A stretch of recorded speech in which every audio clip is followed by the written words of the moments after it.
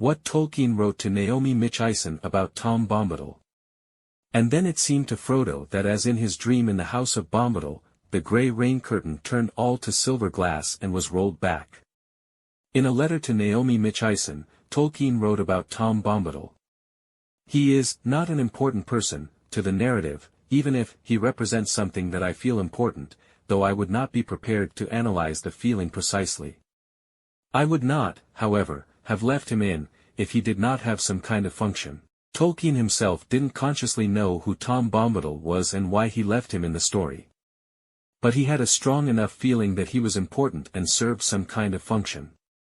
He didn't have time to analyze the feeling, but he trusted his gut and left Tom and Goldberry in the plot.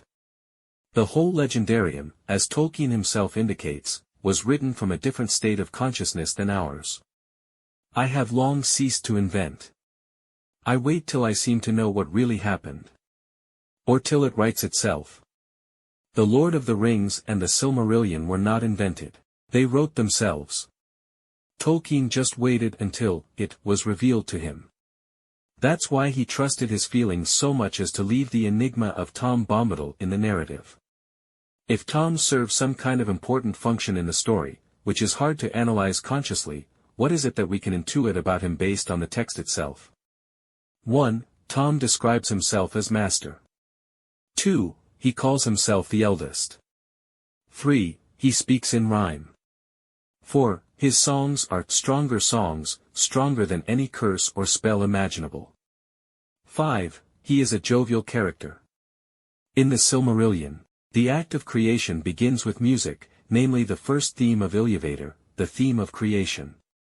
Then the voices of the Aenir, like unto harps and lutes, and pipes and trumpets, and viols and organs, and like unto countless choirs singing with words, began to fashion the theme of Iluvatar to a great music.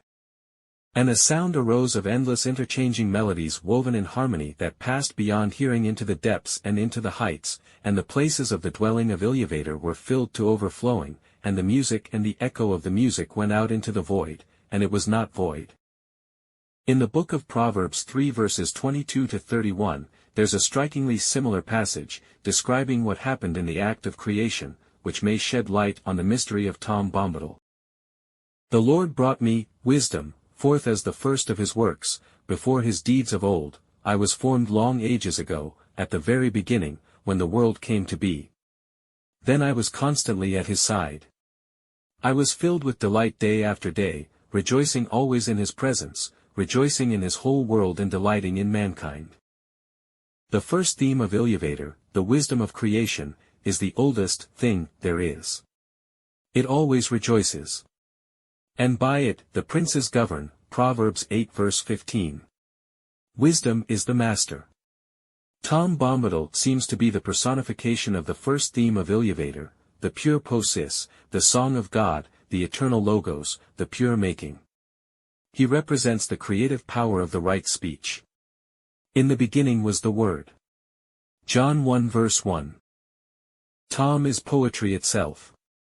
When he talks, things happen. Curses are lifted. Spells are broken. Shadows dissipate. And we see the mind of Iluvatar peeping from behind the curtain of the world. And then it seemed to him, Frodo, that as in his dream in the House of Bombadil, the grey rain curtain turned all to silver glass.